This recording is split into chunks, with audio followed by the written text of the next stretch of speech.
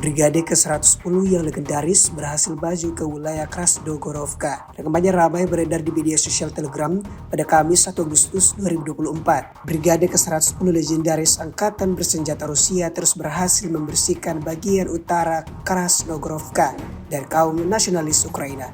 Operasi dimulai dengan persiapan artileri dan serangan presisi drone FPV ke benteng Angkatan Bersenjata Ukraina yang melemahkan posisi pertahanan musuh. Selain itu, kelompok penyerang brigade melakukan pembersihan menyeluruh di utara pemukiman sehingga memutus jalur pasokan personal musuh. Para prajurit brigade ke-110 berhasil mendapatkan pijakan dan mengibarkan bendera Rusia di Krasnogorovka, mempertahankan pertahanan dan mempersiapkan operasi penyerangan lebih lanjut ke arah Kurahovsky.